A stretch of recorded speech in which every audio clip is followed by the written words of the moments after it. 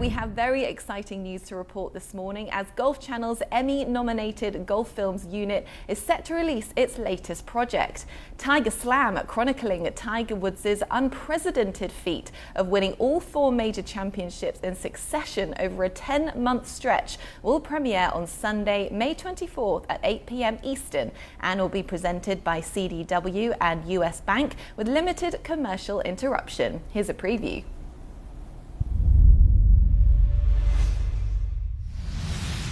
Yes, sir, on the throw. Tiger, can you just talk about the dynamics of the Grand Slam? I think if you could put all 4 trophies on your coffee table, I think you can make a pretty good case for that too.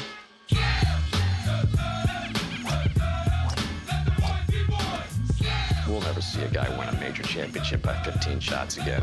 No way. The NBA always talks about trying to find the next Michael Jordan. We have him. He was very clearly the singular force in sports. People ask, yeah, you know, I remember Tiger doing that running point, and I was like, yeah, that was against me. I remember having this conversation with a writer. I said, all right, let me explain it to you. There's never been a human that's ever done this before, so you call it whatever you want to call it.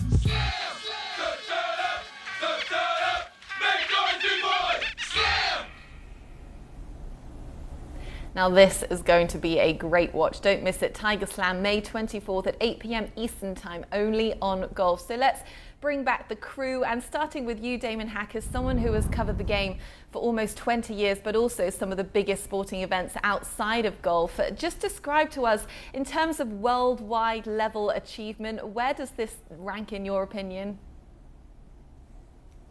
At the top of the mountain, in my opinion, and I mean, there were a lot of big sports stories going on at the same time when Tiger was chasing that Tiger Slam. In 2000, Derek Jeter and the Yankees won a 3rd straight World Series title. Venus Williams in 2000 won Wimbledon and the U.S. Open in the same year. In 2000, Shaq and Kobe won their first title together with the Los Angeles Lakers. When Tiger Woods made that 18-foot birdie putt on the 72nd hole of the Masters to complete the Tiger Slam, 40.1 million people had watched the Masters. That's second only to 1997, when 44 million people watched Tiger win the Masters for the first time. Tiger was arguably the biggest sports star in the United States and one of the biggest sports stars in the world. It's still an accomplishment that is difficult to believe today, Robert, but take us back to 2001. What were fellow players on tour saying about this accomplishment at the time?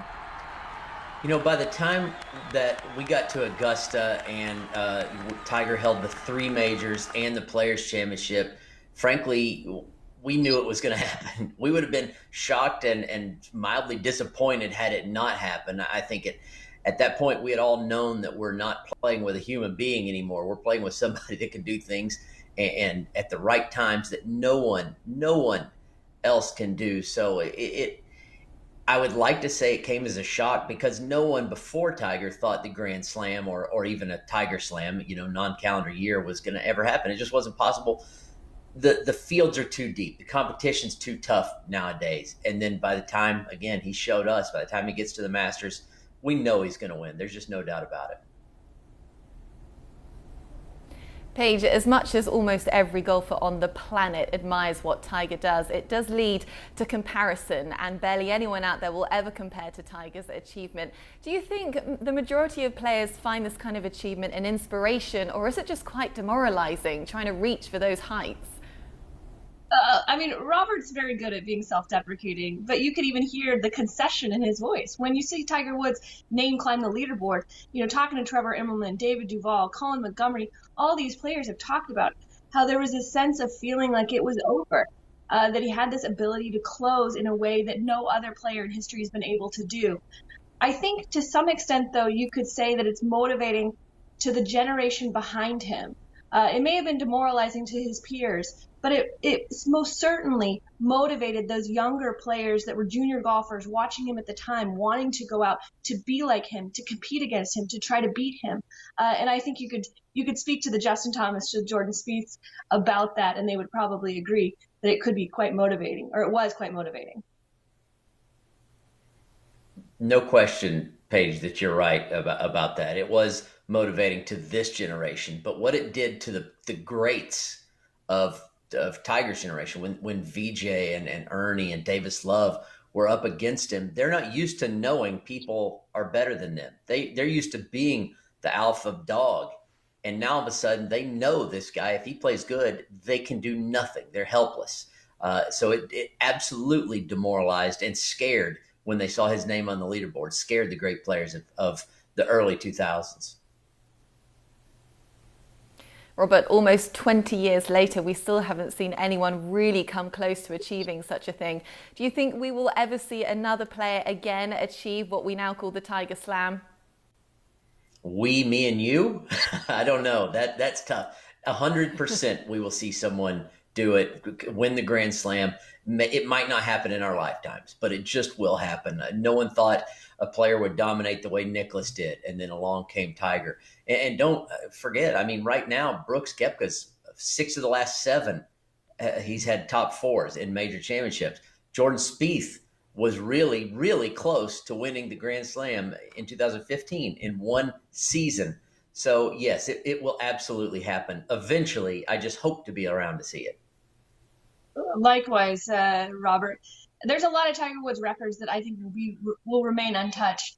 This, however, I don't believe is one of them. I think that it is too likely that at some point, somebody will get on a hot streak and be able to capitalize on those 4 events. Damon, do you agree? Or are you going to go against Robert and I? No, I'm with you guys. Forever is a long, long time. I think it's going to be difficult. I would say it's probably unlikely, but I still think it's going to happen at some point, considering, Rory McIlroy won 2 majors in 2014, and Robert mentioned Jordan Spieth, who went first, tied for 4th, 2nd in 2015. I think these players like Jack and Tiger continue to inspire the next generation, and I imagine that Justin Thomas's and Jordan Spieth's and Rory McIlroy will do the same. We don't know what's coming around the bend, guys.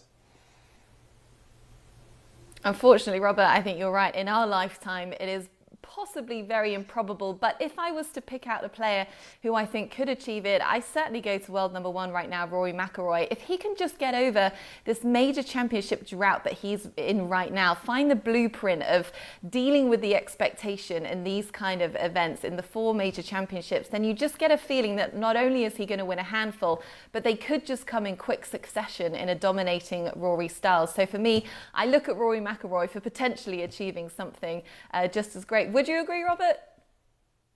Yeah, the way the majors are going to be drawn out right now, too, with them kind of compressed, starting with the PGA, there's a chance we do have to wait a year for the Open, a little more than a year for the Open. But no, I still think Brooks is the guy in majors. I don't doubt Rory's ability whatsoever. I think talent-wise, he stands on top of the game right now. But Brooks just has something nasty upstairs that makes him not choke, and it makes him want those majors so badly that he's my guy right now.